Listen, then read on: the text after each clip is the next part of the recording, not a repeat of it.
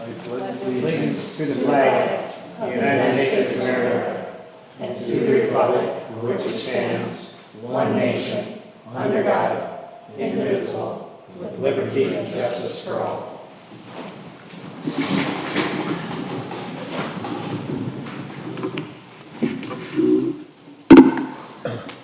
The first thing we're going to have is the roll call.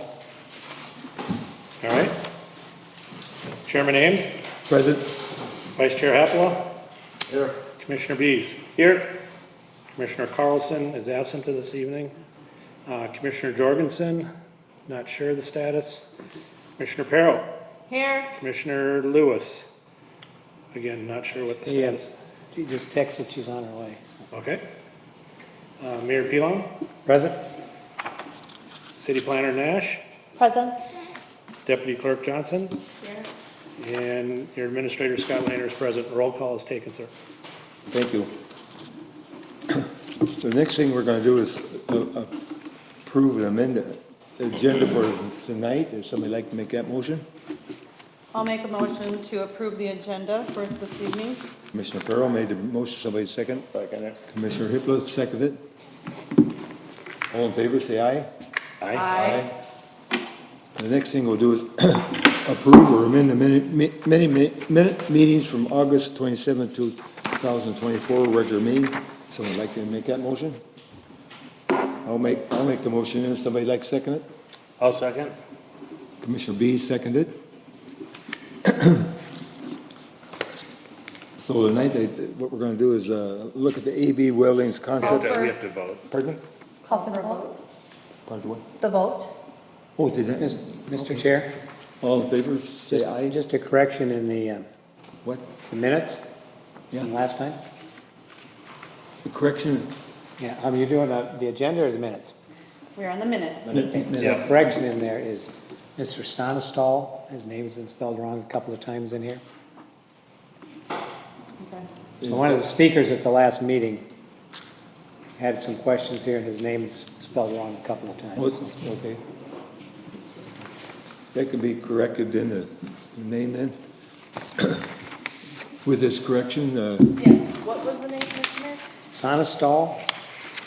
It's coming out as stall in the second page there on page 3. Tom Stahl. That's the Oh, last. yeah. Do you need me to spell it for you? Yeah, please. SONNESTAHL.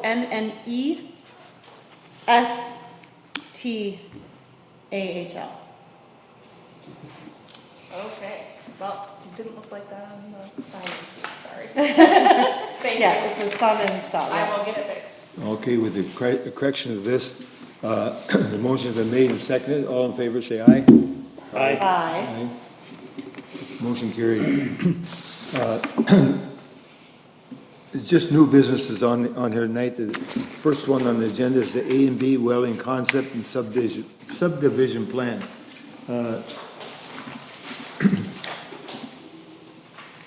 We're going to ask our planner. Thank you. I'll actually ask them to present what they're hoping to do. I do have both of your concepts, so just let me know when you want to flip back and forth. And So basically, this chunk of land is owned by Bill and his son, Al Owen.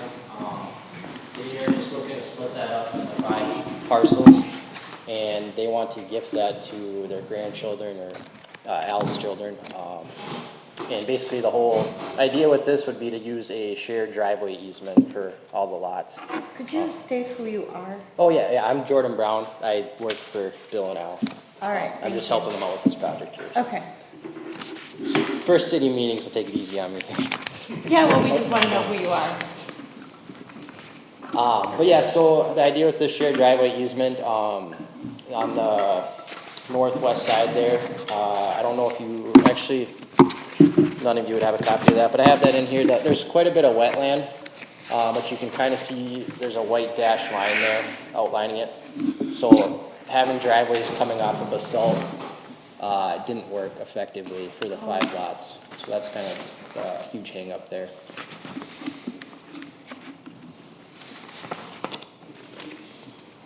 yes, I'm trying to outline it with the cursor here. But anything that's outlined in that white dash line, but also has these little horizontal, they look like horizontal lines, but they actually are like little grass things. Those are wetlands for where they were delineated. So, yeah, I guess we're just trying to see if it's worth moving forward with the process to apply for a variance as needed, because I know there's, several issues that were brought up with this. Yeah, which is why we're here today, and just wanna hear your thoughts. And they did provide two different concept plans. The configuration of the lots is basically the same between both of them. The difference between them is this first one, this driveway would be a shared driveway within an access easement. And then in the second version, they're showing it the same thing, but within an outlot instead. That they're saying if the city wanted right away, they could purchase it later in time. So both versions have a 12-foot wide driveway with a cul-de-sac turnaround at the end of it, and their intention is that they'd like it to be a private driveway and not a public road. And then one thing I noticed with some of your notes you sent back, due to fire issues, I'm sure that driveway is gonna have to be 20-foot wide, so I'd have to correct that. And then that turnaround at the end, we'd have to make that big enough for a fire truck to turn around. But so those are two things that I guess aren't finalized on there.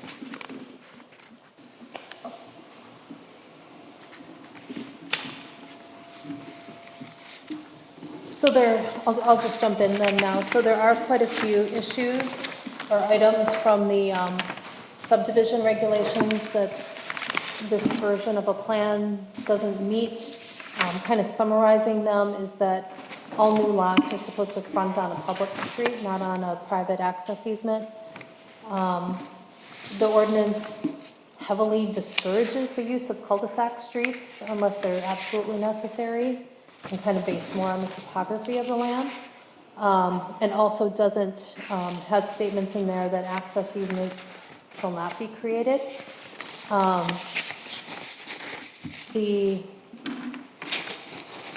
Obviously, if you're designing something to more of a driveway standard, it wouldn't be designed to your street standard in terms of what the subbase is and all of that other type of things. So it would be I think you were thinking a gravel driveway, right? We're open to paved? tarring it actually. Tar driveway? Yep. And then, every lot has to front on a public street, basically. And then kind of the last one that you don't really have control over is that, is Minnesota Fire Code, and that's kind of standalone and separate from your ordinances, but the fire code would say that that something of this nature would have to have a road that meets standards that you can drive fire apparatus on. It has to be at least 20 feet wide, and surface with all-weather driving capabilities. And then I had a number of other comments. I think most of those are easily addressed. Those ones that I just highlighted are the ones that they're just more challenging to address, because if they want to do this concept, they would need to request variances. And you do have to make different findings regarding practical difficulties when you are looking at potential variances. And those predominantly are related to something that's going on with the land more so than a personal desire of how somebody wants to construct something. So the purpose of tonight is for all of you to review this as a concept plan, provides your preliminary feedback, but we're not asking for any action this evening. Concept plan's non-binding as well. So you could certainly change your minds from whatever you say tonight when something comes in for the plat itself. I believe they're already working on the plat and putting that together. We're waiting to do the final plat based on how this goes. Okay. So.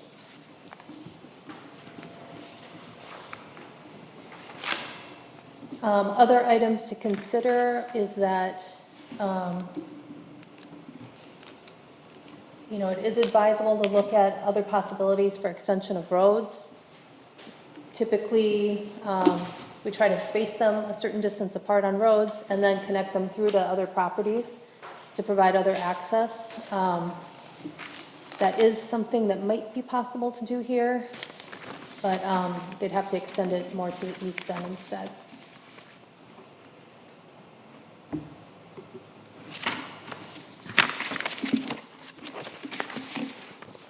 So with that, I guess I'll open it up to planning commission comment and discussion.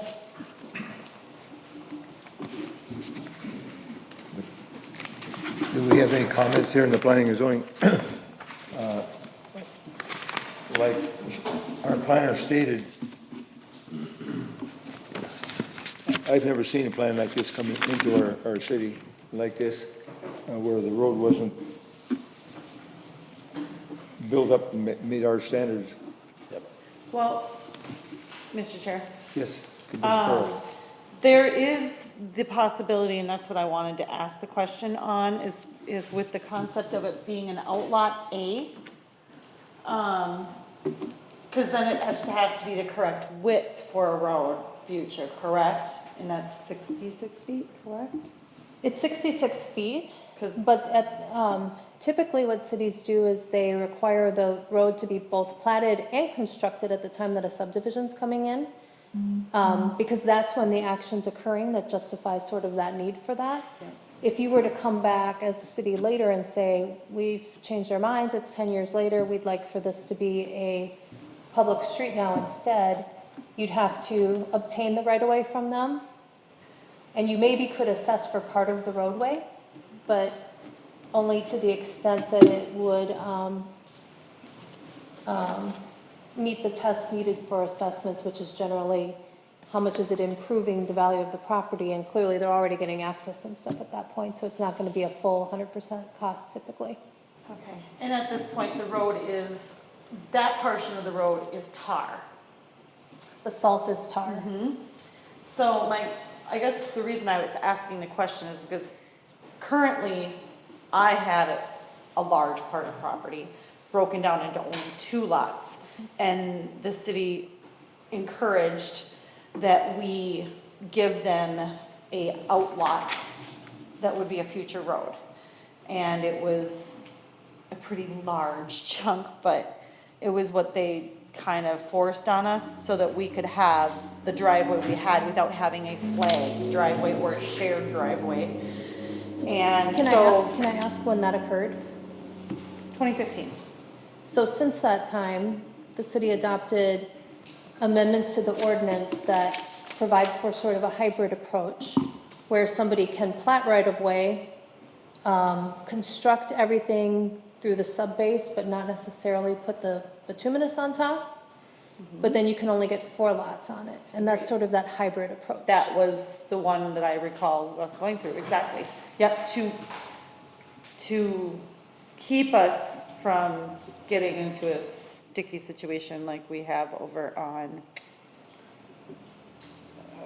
what is that? Peridot and Rhinestone, where portion of it's tarred, portion of it's gravel. And it's been no fun to take care of. And I lived on that road too. So that was my question is, what does that outlot width have to be to make it a future road? Because I think that's probably the best answer. So again, if it's an outlot, instead of platted right away, the city would have to acquire that from them at some cost and would have to pay for it.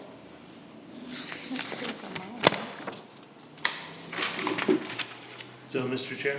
Yes. Yeah, so I mean, in generally, for a development, we're not acquiring the land for the street, that's the developer.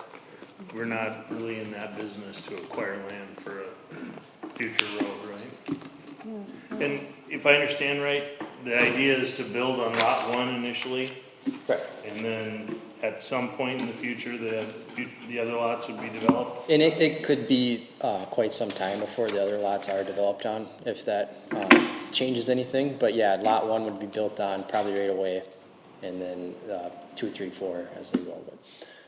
And we did start talking about the possibility that maybe they carved off lot 1, because that could have frontage on basalt and meet that requirement then, and then the rest of the property would similarly have frontage on basalt. But they at least indicated a desire when we had that meeting a couple weeks ago too, that they wanted to get it done now. Okay. Don't we have to have a 20-foot easement there for trail too? Yes. Yep, that's one of the comments that we have in the memo. But that's one that could, I didn't catch that. Yes. 20-foot easement for what? What did you say? Right? What did you say? A 20-foot easement for what? Trails. Oh, trails. When you have a development. Sidewalks, trails, Yep, that okay. kind of thing. Yep, I saw that in there. So that would be 66 feet plus 20 feet. well, it would have to for sure be on basalt. And then if you were ultimately fine when you saw preliminary plat with this sort of configuration with it ending in a cul-de-sac and being permanently a low traffic volume road, you could choose to not have sidewalks or feature trails along that road. That would be consistent with what the city had just done with the Peterson plat. Mr. Chair? Yes. So Commissioner can this be platted with the idea that one home's gonna be built, but the road doesn't have to be done till a second home is being, I guess, coming in for a permit? Mr. Chair? Yes. Sort of. Okay. So you could, because you, typically what we would do in that sort of situation is we would phase the plats. So the first plat would come in as I had suggested with just lot 1 and the rest be an entire outlot or vacant, or standing on its own so that they're both fronting on basalt either way. And then in the future, come in with a second plat that actually does the road and does the rest of the lots, to try to do something where it's all platted and recorded where, and I know their intent is not to sell to other people, it's for family, but technically, once they are separate lots, they can be sold. So when that's occurring, we want to make sure that we get a development agreement in place, get financial security, make sure that road gets constructed to the city standard, and then release that financial security, close out that project. So similar again to what is going on with Mr. Peterson's property. So sort of a yes/no. Yeah, so the question, I mean, the idea is to be able to gift the lots now. Correct. If I could add, Yeah. the idea is, I'm not getting any younger. I bought this land 20 years ago. I want to give it to the grandkids, keep Yep. them in the city. So, I'm not asking any favors. I'm asking, what do I need to do to give them lots out? Right. And put the road in, and I don't really wanna, I mean, I paid for, 75% of Basalt Street. So I don't wanna tar and then stop and then retar. I would rather, we do it right. Yeah. Do the whole road, be done, and each kid can build when they want. Yeah. So, that's the object of the land. So, yeah, I mean, I guess if, I have no problem with the cul-de-sac.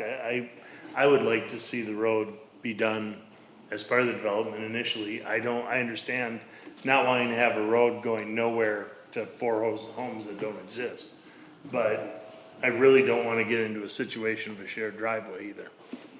Well, the land that's alongside of it is already spoken for and Sure. residential houses are there, so it's not like you're ever gonna connect that to go anywhere.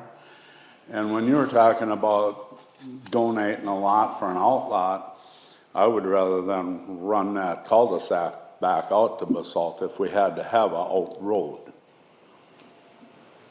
I mean, we're trying to keep costs down, obviously. Yep, Is it too low? It gets really low through that grove of It trees. is, It's not yeah. passable? It's Yeah. wetlands, you really. Oh, you can't, I- it's wetland. I literally, there's actually a drainage ditch through there. That's why our first concept was 5 driveways off Basalt.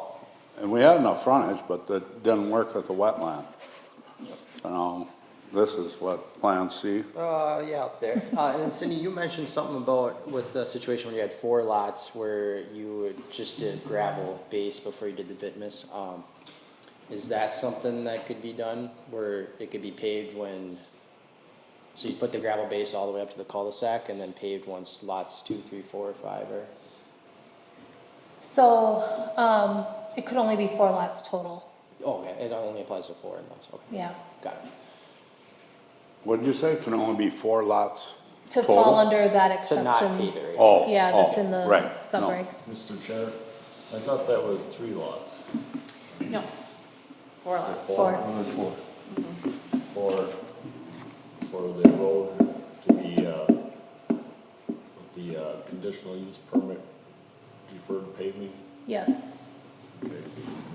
Before we did it with the, we had to put an outlot instead of another lot. Are you talking about ends? Is that the Westico one?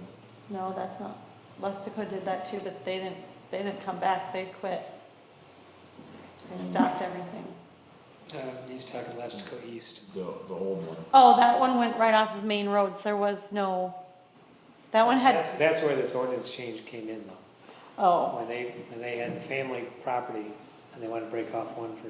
yes, and then we put in 2 outlots or whatever it was to make everything work, but they didn't change the driveways that are currently there. No, because if It would they have build required an a additional development. one, they will have to. Yep, So they had to put Exactly. a whole lot instead of a lot. yep. One thing that just popped in my head, I don't know if this would work or not, but what about if you moved the turnaround further south and then you had lots connecting, like let's say just 2 lots connecting to that with a shared driveway, so you wouldn't have to develop the road as far north as it's shown.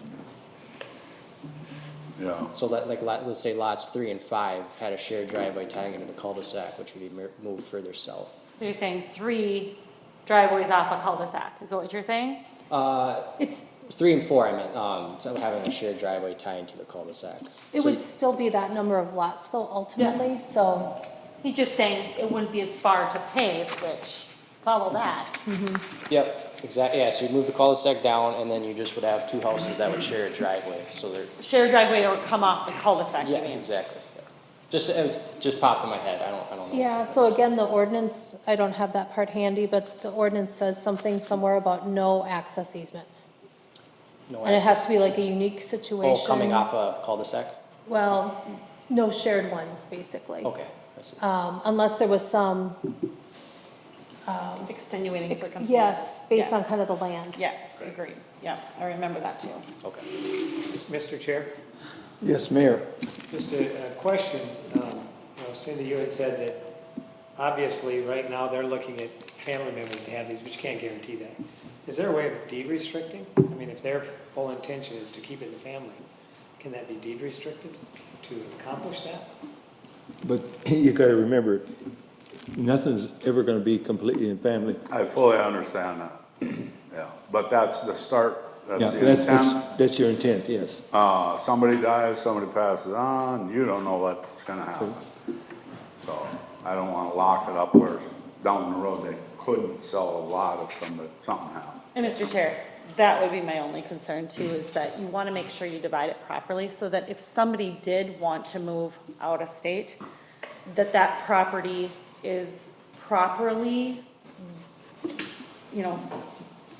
lined out as itself and can be owned by someone without having to worry about shared driveway expenses for a private road, because that could be a huge investment that someone's not prepared to take on. So I don't know how the outlot goes through the city. I don't recall the city ever paying me for mine. But, Mr. Chair? Yes, And kind of to take along with what you were saying is, I think somebody mentioned the idea of maybe even, or kind of was leading towards the idea of even platting maybe some of these as outlots for now. And then theoretically, there would be documents, development agreements recorded that say that once that outlot wants to be platted as a lot, then all this stuff has to be done. But then that's putting all of that burden of that road construction on 1 lot instead of 5. Because they could officially build 3 houses out there without it forcing it to be paved.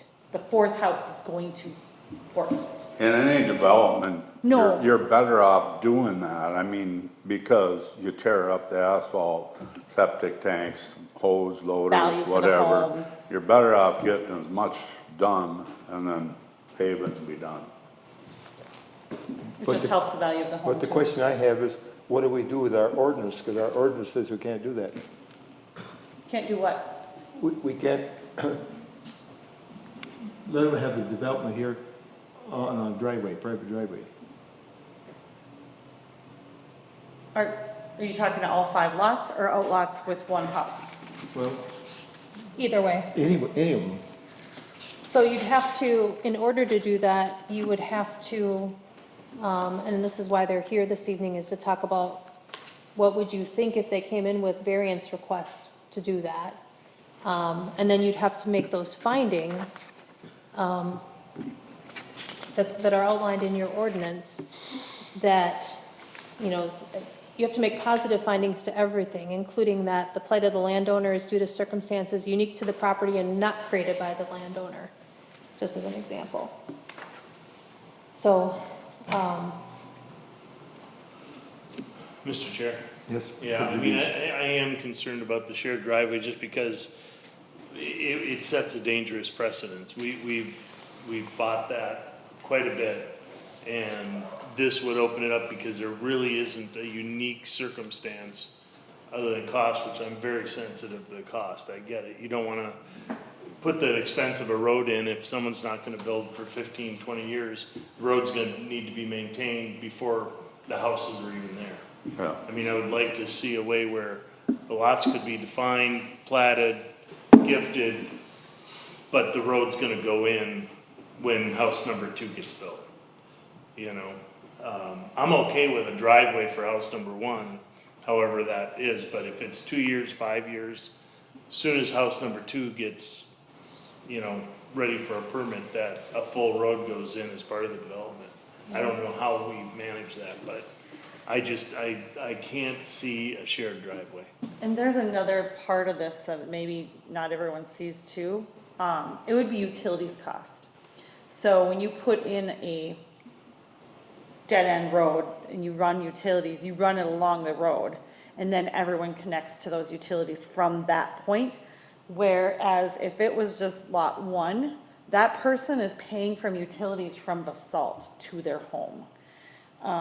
So there's a completely different ball of wax when it comes to utilities too there. so another, Mr. Chair? Yes. Another option, I don't know how well this would work for you, but might give some version of a phased approach to this, would be to go with 4 lots instead of 5. And I'll just use as an example, have lots 3 and 4 be one big lot. If It you're, sounds easy, but when you got the kids, it's not no, doable. I get it, but look, hear me out on what I want to say though, because then you could qualify under that one portion where you dedicate the right of way, but you only construct a certain amount of it, but not the whole thing. And then later you could come in with the split, carve up that last 2, and then come in and pave that road and everything. So, yeah, I get it. So 2, your 1 grandchild would not have a lot right away, Right. basically. Yeah. Well, 2 would be sharing 1 Yeah, for a while yeah. until, Exactly. yeah. I mean, that's a Well, possibility. that's why we're here. You guys toss it around, tell us what we can do. I will say the negative with that kind of approach is whenever you kick something off to the future, right? So maybe the first 3 are in and they have their houses built, and then it becomes an estate situation that needs to get cleaned up, and all of a sudden that road has to get built for them to split Yeah, that. I don't like And then that people are idea. I'd fighting rather over- just yeah. shoot for the 5. I'm gonna break it, I'm gonna break it up 5 ways. Yep. I've lived on a shared driveway for 30 years. I have no problem. Yep. But a lot's changed since then. Yeah, and there's been instances, I've only been here for, well, on the commission for a few years, and we've seen the opposite of it, and that's not good. But, Yeah, I mean, I guess I'd love to see it happen. I think the road's gotta be constructed. I'd love to see it. Since it sounds like we are willing to do it the way the city wants and do it right away, it's an idea to save money. Could you move that cul-de-sac further south and just have one single driveway, lot 4? It would be like a skinny, the lot would be skinny coming up to the drive. Do you get what I'm saying? So if the cul-de-sac was there, you'd have a skinny, Flag lot. yeah, a flag lot. Yep, sorry. Because that would say, you know, about a 50 to, I don't know how many feet that would be. Can but- You could get your engineer to play around with that. You'd have to have a conditional use permit to do a flag lot Yep. which separate, which is an easier, Be a lot Yeah. easier. you know, Technical, yeah. set of facts to prove, then, it's still supposed to be based on kind of need and necessity, but, and then you'll be, you know, if you've done septics already and this is where your septic is, you're kind of fighting against that location too, so. Yeah, I think there was room to move those around. I'll have to check with the engineering company, but Okay. I'm just thinking out loud, sorry. Yep, I'd be Cause much if more, they're, yeah, approve a flag lot than a shared driveway. Okay, that's good to know. I was thinking that if there's a way that you can take that cul-de-sac and maybe divide that into 3 so that you can have a driveway off, 2 driveways off the cul-de-sac or further down the road if you can. Yeah, yeah. Then maybe that'll work, but I don't really know how many acres you're trying to divide here, and I don't know if Yeah, it's each lot has to gonna have a really mess minimum of everything 5. up. Yeah, I'll have to, just work with the engineering company and see what they can get creative with, but, Cause obviously, lot 5 can come off anywhere. It's 3 and 4 that we're really kind of playing with here, so it's just trying to get them Manipulate some that, equal yeah. portion of a circle, correct. so that they have enough road right away. Yep. yeah, and Chair, Yes, Commissioner Hipple? so there's also a concern here that says permanent dead-end streets without cul-de-sac turnarounds, flag lots prohibited, or is it discouraged to have dead-end streets? I was wondering if there's any possibility that a future street would go through the Gypsy Valley Road. Is the other, Probably not. It's pretty You gotta much know how low that impossible. land is, Yeah. unfortunately. There's a lot of lowland to the east, and then there's some lowland to the it looked north. like there was on the aerial here, I was trying to see, but. I can't tell you what's the wetland, but there is a lot of lowland. Yeah. That's why it's So- not being Well, farmed at and that's all. why I'm okay with a cul-de-sac there. I have no issue with that. Yeah, so, Yeah. so the, if there's practical difficulties, we can get around that, so. If it's all lowland, then it doesn't make sense to push the road through, but if it was a possibility.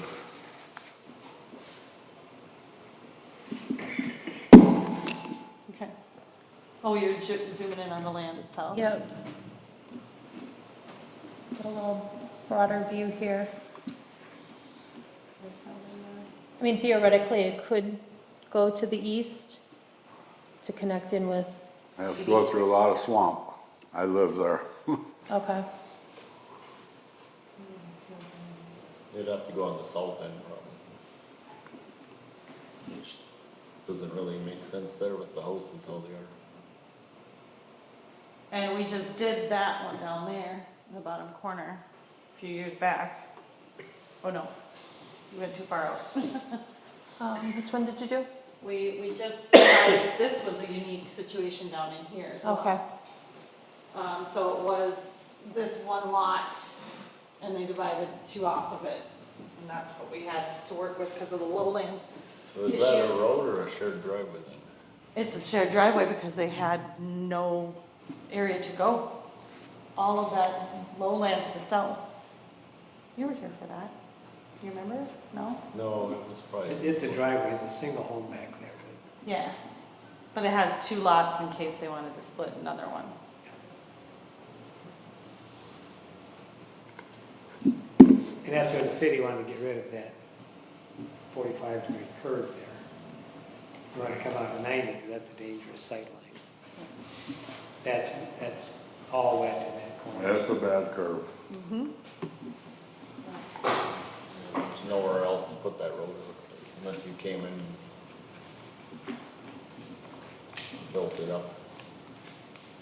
That property just sold, and I don't think they're interested in doing any type of development or. That old house?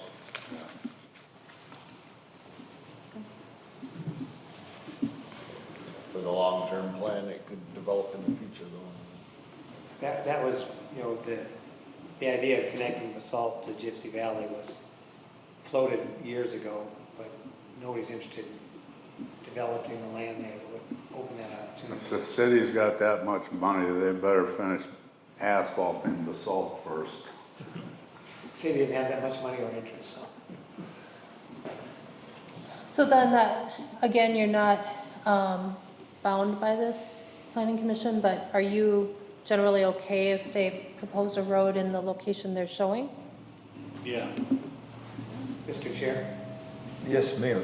So Cindy, so if their goal was to get the cul-de-sac further south, and they need the frontage on the cul-de-sac, can they reconfigure 3 and 4 to give them access if the cul-de-sac was down further on 3, that they would have the frontage they need for 4, and not have to extend the cul-de-sac up that far?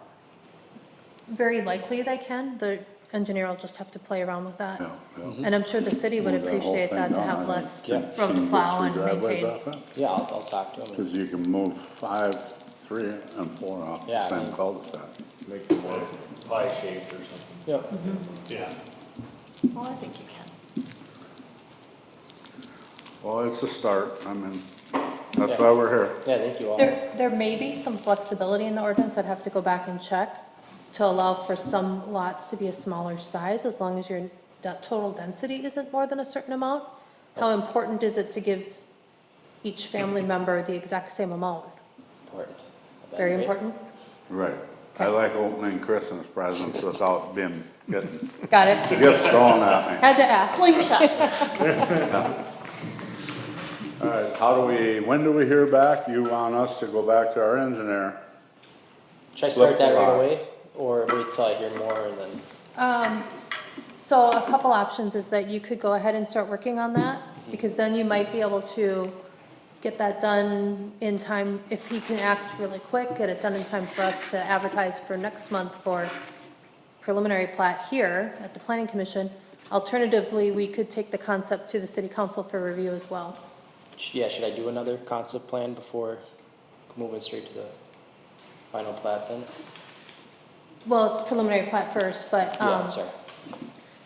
I don't think you necessarily need to unless you also want the council's feedback in a formal manner before them. Okay. Yeah, sounds good.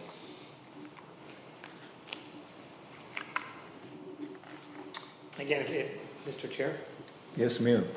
So if the commission doesn't have any heartburn over it, I think if they were to reconfigure 3, 4, and 5 and bring that cul-de-sac down and still get the equal lots out of it, I think that's a reasonable concept plan to then come through for preliminary to the PMZ next month, if they can get it done in that time.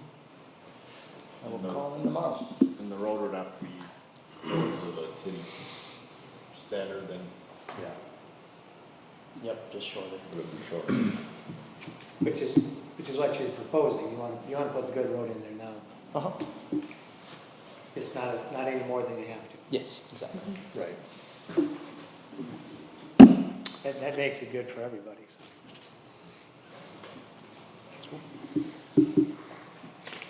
Well, thank you for your time. All right, Yeah, thank you. Thank you. Appreciate it.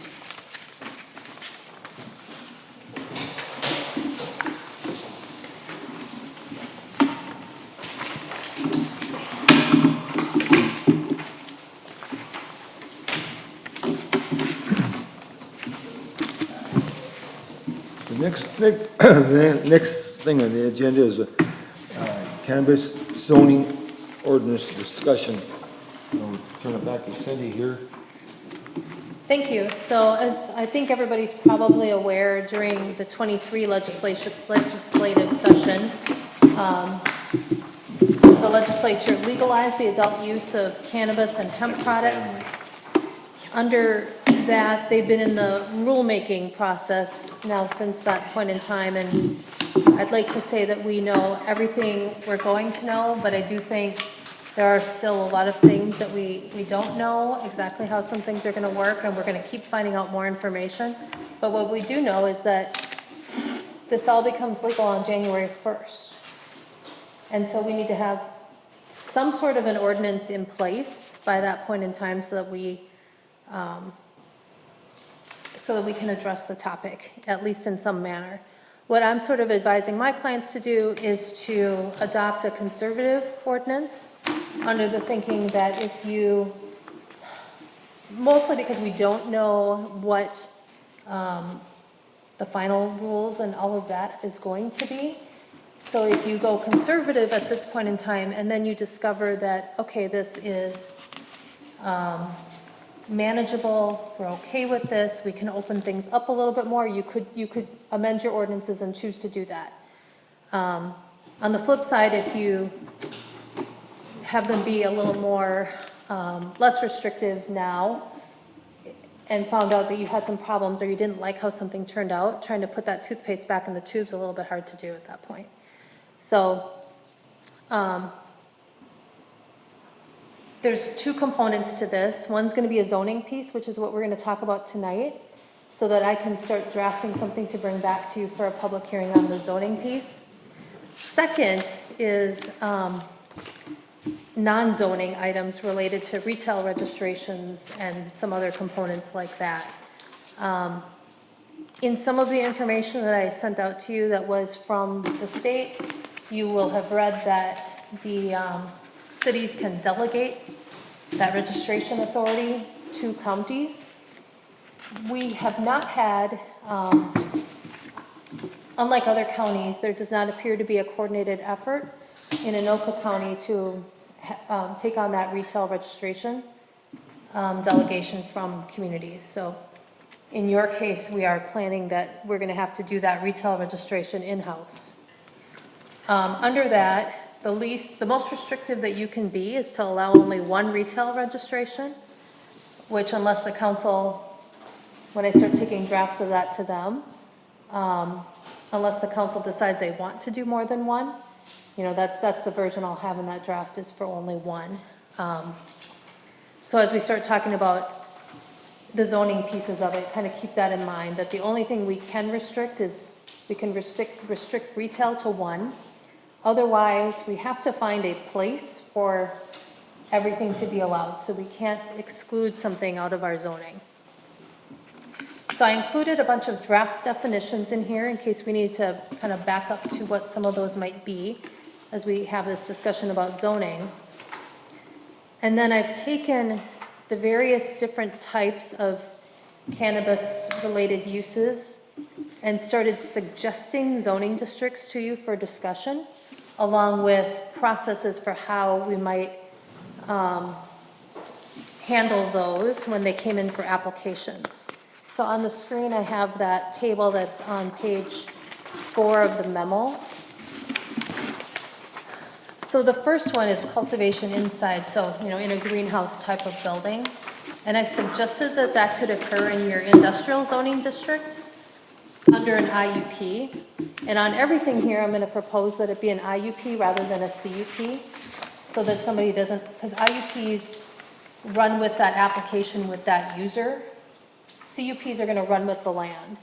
So I don't really wanna have somebody in a position where they have a CUP right to have cannabis something on their property, but then not be able to get a license from the state or something like that. And then have that right kind of sitting there permanently. So you'll see I'm gonna propose IUPs all over the place here, but, so basically right now I'm suggesting in the I-1 district, part of the reason for that is of course you don't have a true agricultural zoning district, you have rural residential agriculture, which opens up your whole community. It opens it up for platted neighborhoods or genuine agriculture pieces, both of land. So if we can talk about maybe that cultivation piece and how you feel about the greenhouse kind of concept being in the industrial district. Because the other alternative would be to create a bunch of new zoning districts for you too and kind of rezone a bunch of people.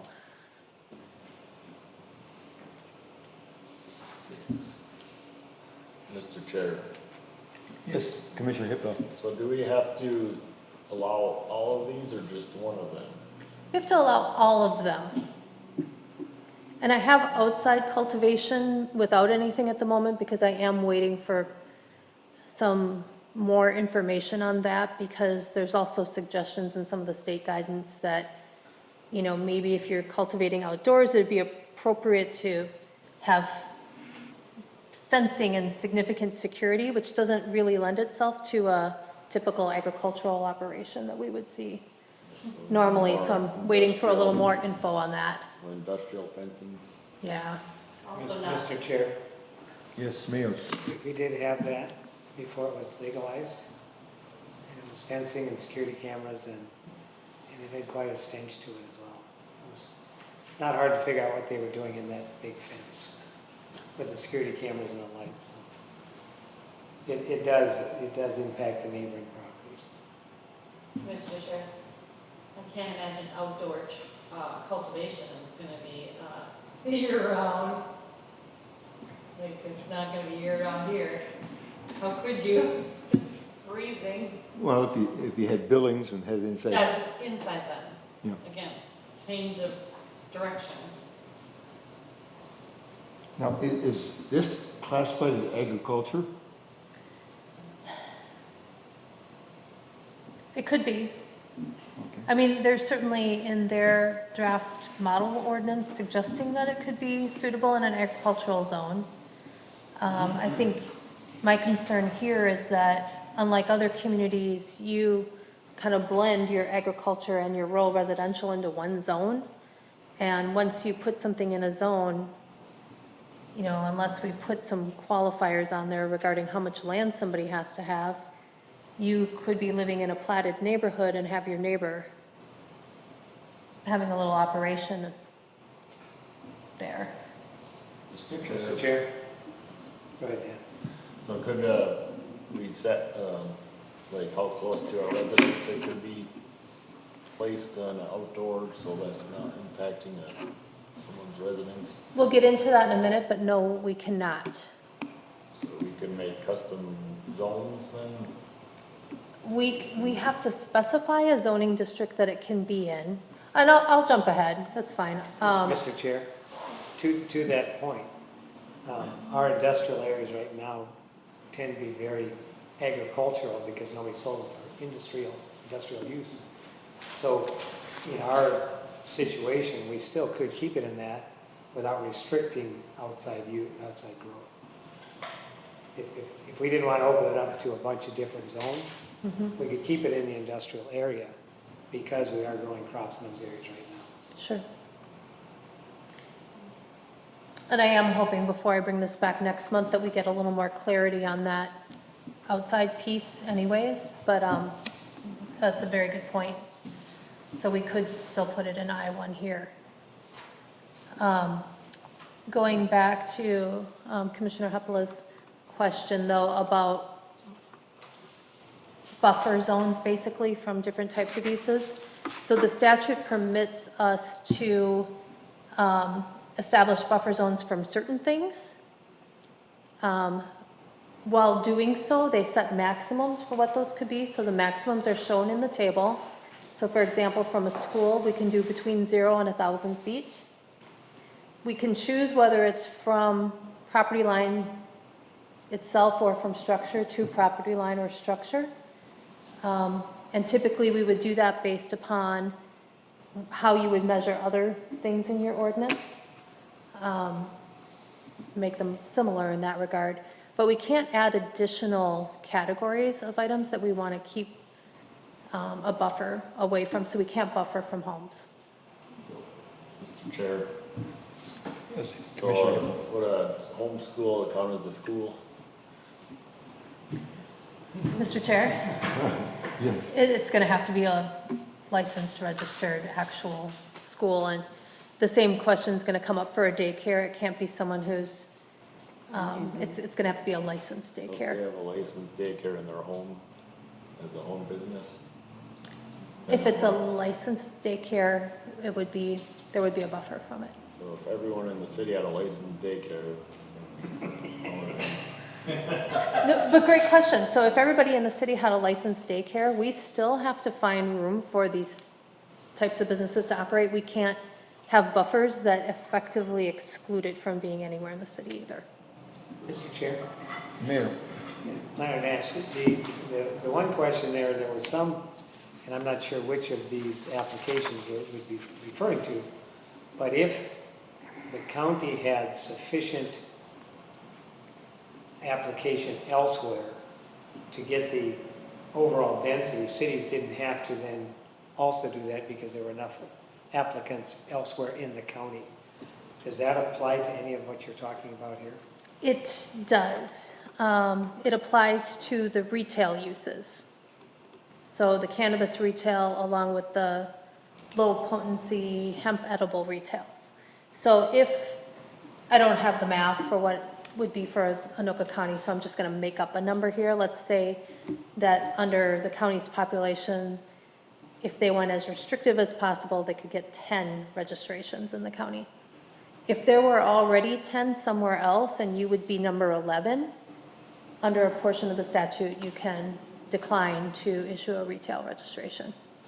But all of those other things, they could still be here. I knew there was one restriction, one exemption, if there were enough already in the county. I just didn't know which it applied to. Yep.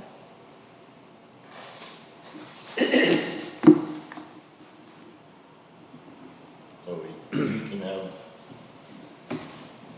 unlimited number of those, then if people apply, we can't restrict. On the retail, And everything else? if there are enough, whatever the percentage is, if there's enough already in use elsewhere in the county, we wouldn't have to have retail in the city. That's the only one we could restrict based on the county math. The other ones we can't restrict. Understand me right? Yep. Set by the feet restrictions that are allowed, which reduces the number of qualifying properties. Mr. Chair.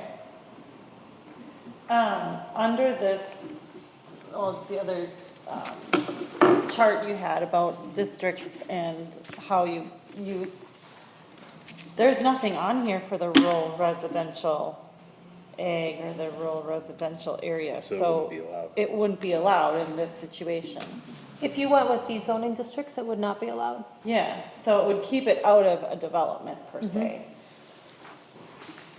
The only one she doesn't know about is outside cultivation. Yep. Yeah, that's questionable too, because, And of course, you can change all of these if you don't concur with okay. my preliminary guessing here on where you might want to have those. Currently, I think I'm Industrial's fine. okay. Currently, I'm gonna have to agree with these. I'm fine with this because it's actually meant for retail, so it would be great for it to be in this district for travel and convenience for the rest of the people living around it.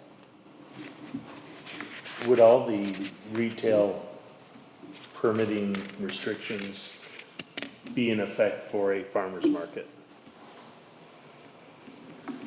I don't have an answer to that.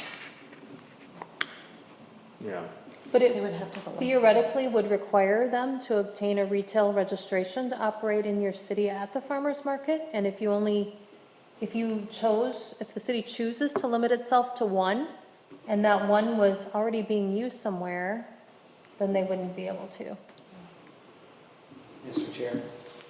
yes, ma'am. And I don't know, with all the iterations that have come originally, the retail had to be in a fixed facility. Because they were saying this would be great for farmers markets, for agricultural development in small communities, and then bringing some revenue in. But at the time, they said, but you also had to be in a fixed building to operate the retail. So there was some confusion as to how do you have a fixed building to a farmer's market. Right. Mr. Chair? Yes, And I haven't looked at farmers market specifically, but the statute did end up providing some opportunity for there to be events where theoretically a 4-day event, 3-day event could be held somewhere, Heritage Days. And Threshing show with all the tractors, Would be too which is another one that we have to kind Right of next door, sort really? through and figure out how to sort through this, and probably at that point engage your attorney as well on trying to figure out that question. But one other thing I did here is that I separated the cannabis retail from that lower potency edible kind of retail, because they're treated differently in statute. You may find, or some people are deciding, to potentially have different buffer areas, for example, from the low potency ones to different uses as compared to the higher potency ones to different uses. So that's an option too, that we can play with those buffers if you desire, and make some of them more or less restrictive. Mayor, So one thing I've noticed when I've gone up north, in a lot of smaller communities, the restaurants and the bars now have the THC edibles, drinkables that they're selling. Would that be restricted in this if we had one retail outfit for a low potency and one of the bars got it, the other one wouldn't? That's my reading of it. That is an item that I want to review with your attorney a little bit more and see if he concurs with that reading. And I will tell you, I'm attending different county meetings in various places on this topic, and there is a lot of confusion and different interpretations from people. But yes, because it does require that retail registration, if you limit it to one, that is my interpretation. So liquor stores, bars, et cetera, could all, any one of those could want that one retail registration if you limit it to that. And again, you don't have to limit it to that either. It's a local call, so.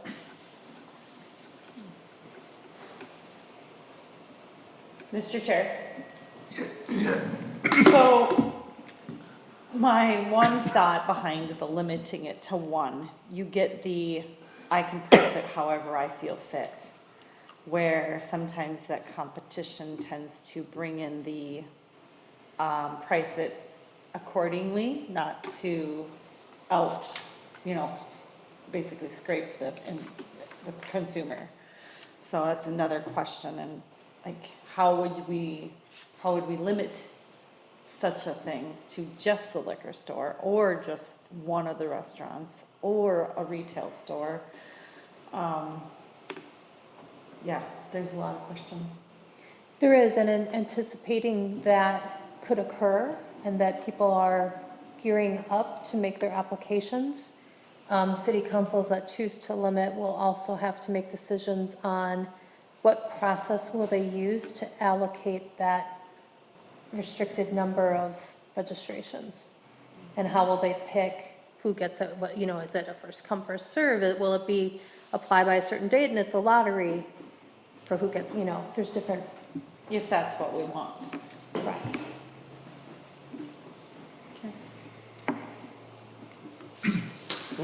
Another question that I want to ask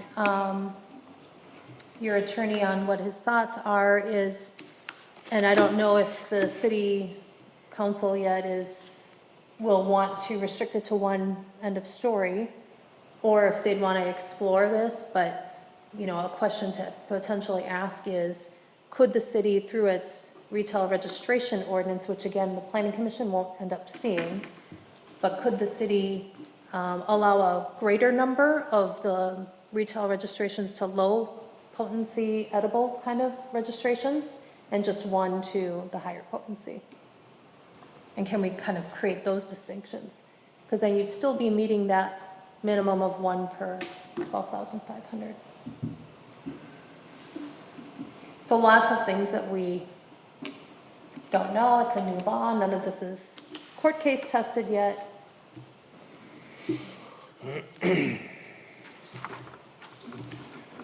So I think you're pretty good with these districts, at least for now, right? Until we bring the ordinance back for a public hearing. What about how they get permitted as a IUP, CUP, or if they're an outright permitted use? I think it's gotta be IUP. For everything, the only reason I ask is, again, I split Oh. I split up the two retails. Right, I think permitted there, yeah, but Well, I think you could put IUP on all of them. If they got the, Well, the question is if you had a bar or a liquor store that was going to sell some edibles, do you want to make them go through an IUP to do the edibles? could you go through the IUP, since you can restrict the count, then you know who has it. If you go through the IUP process, if it's permitted, someone might just start selling it without checking with the city's count of permitted retailers. Good thought, because then they would be in violation of your zoning if they just started selling, right, without a Yeah, license and registration? so if they go through the IUP process, then they guarantee that they got the retail permit from the city if they're restricted number. And I propose putting that on I-1 on outside and IUP there too. Whatever I figure out for outside, it'll definitely be an IUP. Just because you're gonna wanna be able to put security and different kinds of conditions on that one. Is there, and the IUP can be revoked for violations too. Correct. So if you permit it, then it's harder to revoke the, So everybody's thinking in the retail to put it as an IUP on those two? Even if it's, again, like a liquor store, say, selling some edibles? I'm on the fence. yeah. I'm really on the fence. I'm not sure. I have a scenario, so, I mean, we typically are a city that, if you're running the business out of your home, that should be an IUP, and you need to request, permission to do that. Someone says, hey, they're operating their business. They say, okay, I'll come in and I'll do it right. One, do we let them operate until we approve or deny it? Two, if they're doing that, do we have any authority to shut them down? What can we do to cease that operation if it's not if we haven't granted an IUP?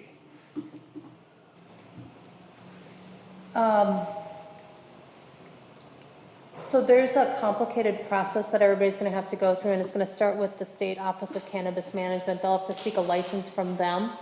The state's gonna forward to us a request to verify that they're in compliance with zoning, at which point we'll either say, yes, they are, they've already gone through their IUP process, or no, they're not, they need an IUP. So if somebody's really doing this completely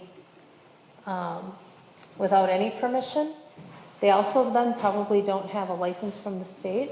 Okay. So, So then we can go to the state. Right. Say, you need to shut them down. right, we would file a complaint and the state could work on taking care of them. And they'll put it on their backlog. You'll see it in a couple of years. Right. so if one of these were to sell to minors or something, is that enforced by this change? Yeah, great question. So as part of that retail registration, one of the things that local communities will have to do as part of the monitoring and enforcement and inspection, if you will, is they'll have to go and send people out to do, just like you do at a liquor store or a bar, to do underage attempts to buy. That would be done by the city? Mm-hmm. Now, we can talk to the sheriff's department and see if they will do that under your contract, but That was some of the challenge they had when they set this law up, was they wanted to keep the fees and enforcement at the state level. And so we had to regulate it, but we had to go through the state. And some of the administrators on the state were saying, we already have enough problem trying to get drug enforcement through the state. The response time is horrible, where right now our liquor ordinances are inspected by the sheriff. They're the ones who send in the underage and verify. So that will have to be clarified. Is that something we can also ask the sheriff to do if there's a retail permit to go in and do age verification? right, and that's definitely a conversation we'll have to have here. And different counties are taking different positions on whether their sheriff's office will do it or if the local jurisdiction's going to have to. Similar thing Right. on the low potency. Pardon me? Similar on the low potency, there's an age restriction on buying Yep, and a quantity that you can buy at a time, but you can buy multiple packs of low quantity and you can hand them out to kids all you want. And there's no restriction on who can have them, just who can buy them. So if you're 18, you can buy them and take them to high school with you and hand them out to your friends. There's some loopholes in this thing that Is it 21 or 18? are, I think it's 21. 21. So IUPs are with the person, obviously they cease operation, they move, it goes away. Can they be sunsetted? Or can permits be where we don't just approve it once and it's in perpetuity as long as they're there, that every couple of years they have to come in and reapply? Yep, so IUPs, you can establish any number of conditions that are part of those, and one of those could be that the time frame of how long that IUP is good for. How difficult would that be to manage, Mr. Administrator?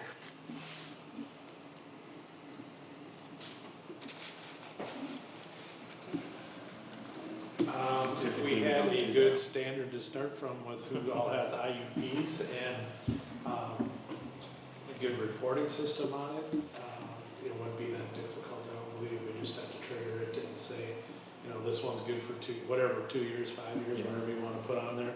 And then we would just put a trigger on that where we would have to go back and check it. It would just be obviously a site visit to make sure that the conditions are still being met and all that type of stuff. We're not talking about a lot of these. Right. So I think it would be something that could be managed here. Mr. Chair?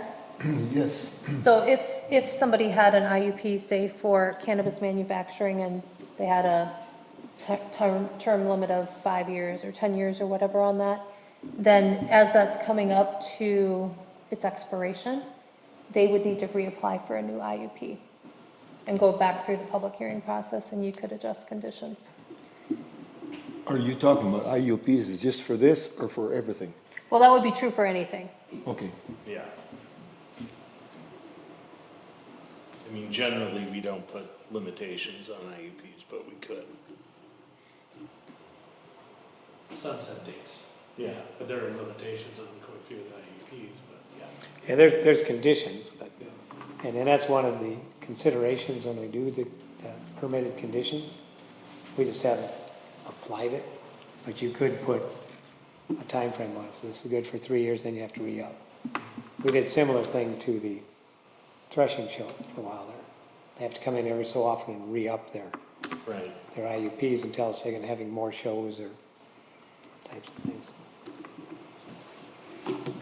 Mr. Chair, Yes. so I think it'd be good to put time restrictions because the laws will probably change over time. So the IUPs will have to be updated to match the latest laws as they expire.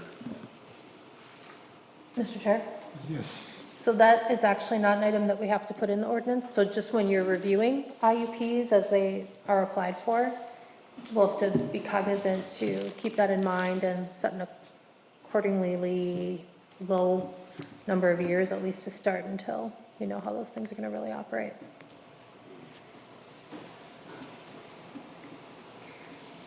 So do you, as I draft this ordinance for those retail ones, do you want me to put those as IUPs, at least in the draft, and we can get the public feedback on that? Yes. And then you could back off if you choose to, and, Right. Yes. okay. It'd be great if the public would show up for that. And then, let's move on to the buffers.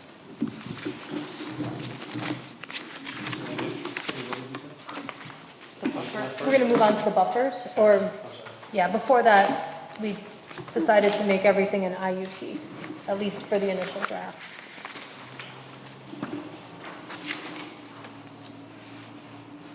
So, these are the items that we can put a buffer from. And so again, everything's gonna have to be licensed facilities, so licensed residential treatment facilities, licensed daycares. So it's not something that's ambiguous as to whether it is or isn't. If that property's holding that license, then we can put the buffer around it. So currently, these distances are what the state kind of has set aside. Maximum The allowable. maximum allowables, yeah. Yes, the maximum. And they don't have one from another retail business? So that's an interesting one. So their model ordinance suggested that we could do that, so I put it in this table, but it wasn't in the statute that I saw. But their model ordinance suggests it. If we're gonna allow two, let's say we allow two, if they were right next to each other, I don't think I'd care. I'd probably want them closer than farther apart, so. I mean, my suggestion, I guess, just for me, would be go to maximum on everything and 0 on the distance between another one. Mr. Chair, Commissioner Hipple. so, yeah, could we set a minimum distance between them? That way they're all in one area. Right, or maximum, you mean, so they have to be within, Oh, yeah, yeah, they have to be Maximum. within something, maximum, yeah. yeah. Mr. Chair, Yes. on this chart, it says from and to. Are you asking us to say, state either from the structure to a structure or from a property line of Yes. said use? Okay. Yes. So that's what we're really looking for right here.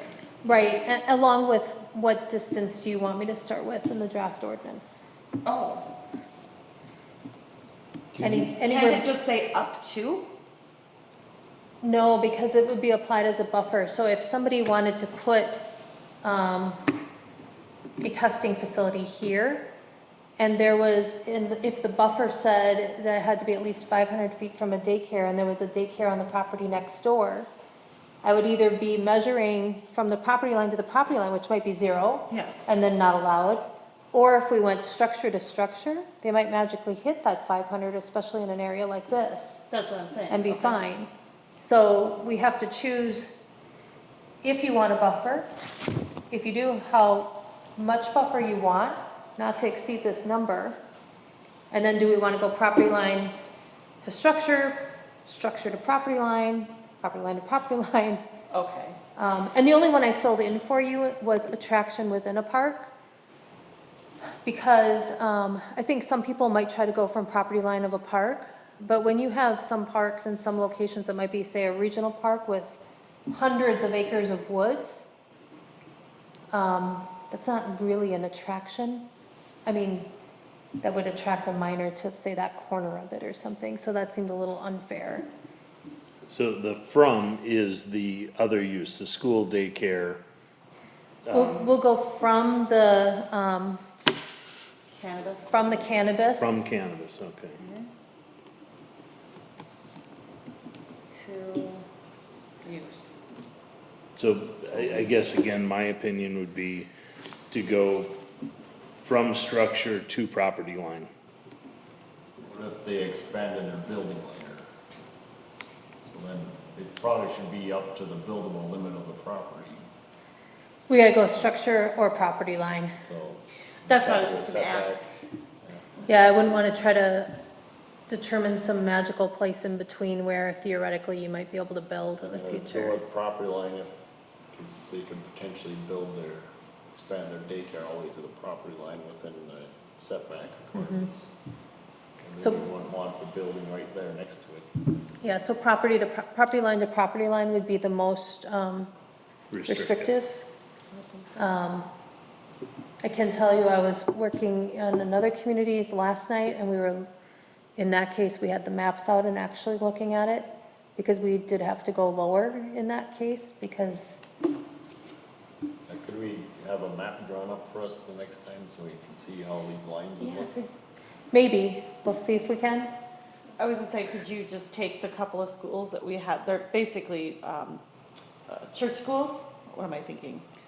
But yes, you could take and do a, you know, a 500 feet out or Are they 1,000 Sunday feet out. schools, or are they? No, Okay, Like St. John's John's. up in the Okay. area here. This is school, K Okay. through 8, K Yeah. through Okay. 9.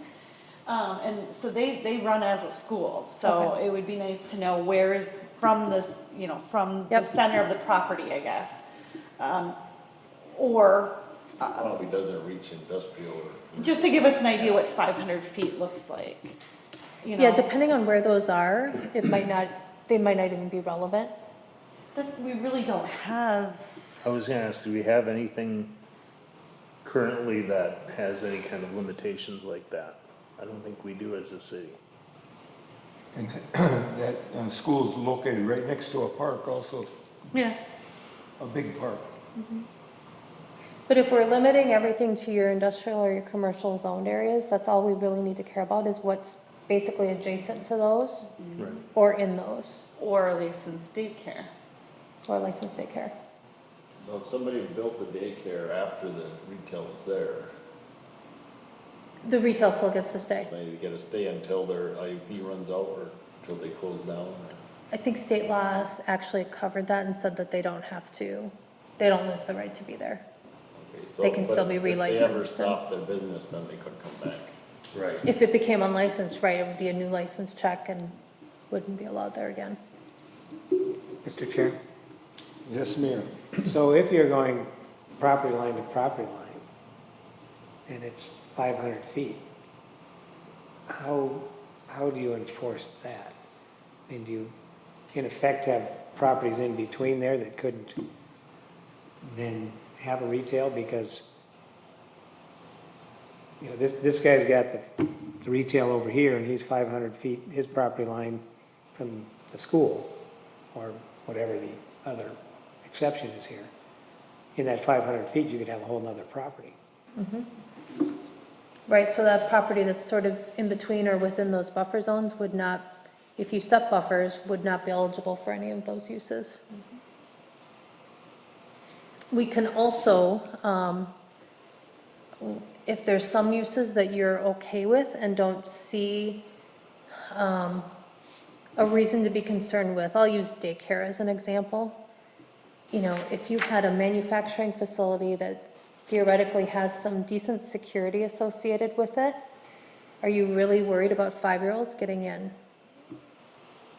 Even if it was right next door? These days, I picked 5-year-olds, not teenagers. I I can see have a them climbing the 4-year-old, fence. I have a 4-year-old They're grandson. 5-year-olds. I'd be worried. Jeez. Just using that as an example, that we could get really creative with these buffers and kind of split them between different uses and make a case that some warranted a bigger or a larger buffer, and maybe some, because of how they are, what they are, maybe didn't need a buffer. And to your point, that if it's restricted to the industrial zone, that does limit much of this already from the restricted areas. Right, So if you go from the property line of the, like the school, daycare, treatment facility, and then to the structure of the building, maybe that'd be more acceptable. That's kind of my thought We is, can control the structure's location when we approve their right, IUP. exactly.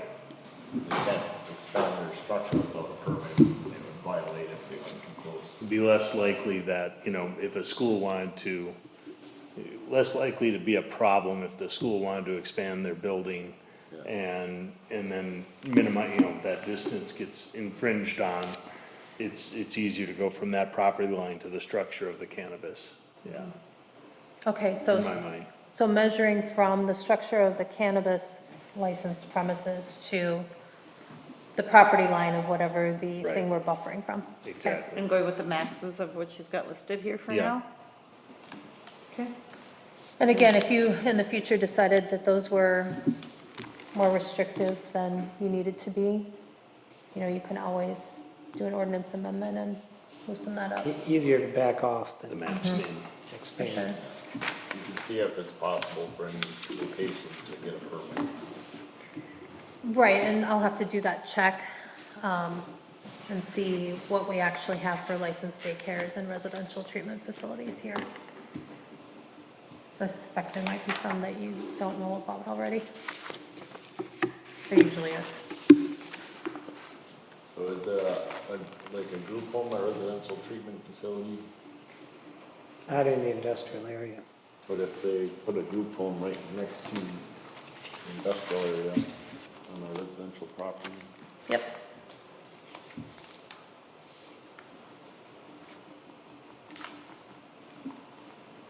But it would have to get started before they put their retail or other business up. Right, if the cannabis business is already there, they'll be allowed to stay.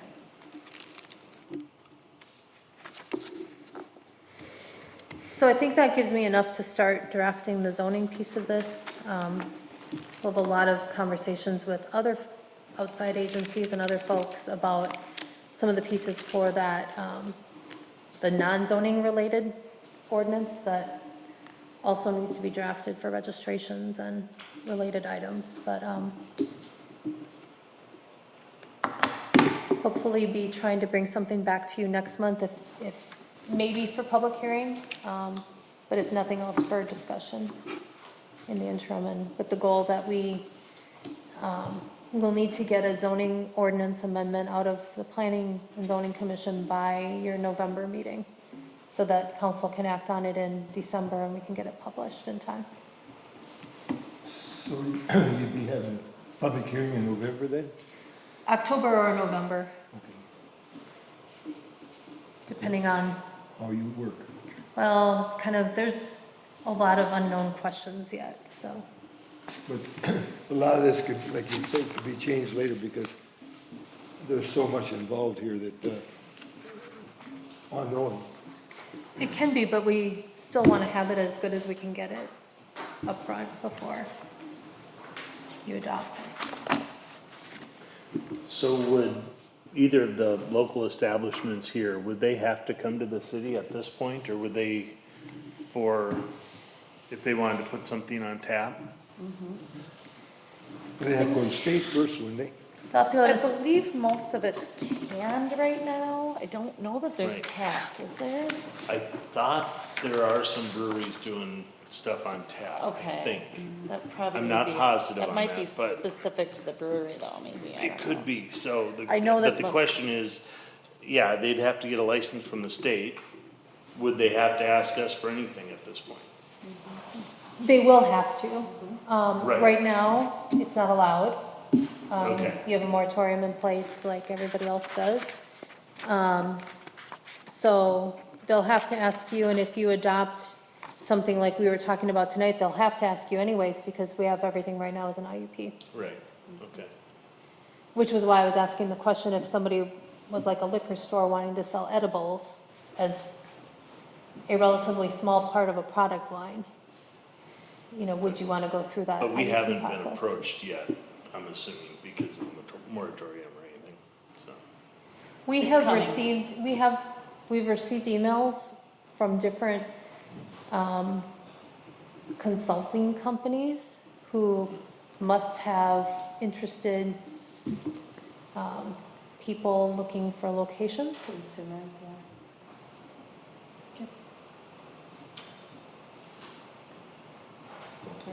If they're limited to one retailer and they go out of business and maintain their license,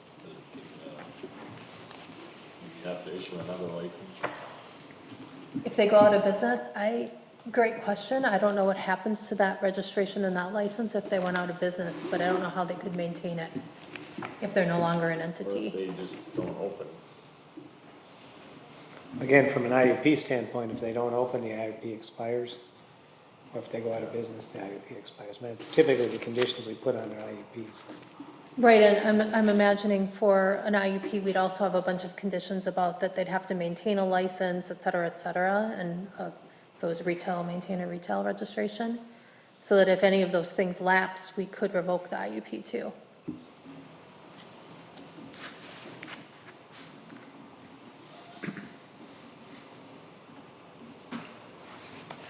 Nicely done, Cindy, that was a lot of work since you and I talked last, and you put together this, and appreciate all your work putting this together, there's a lot of stuff, so. No problem, we'll have to chat soon about retail registrations.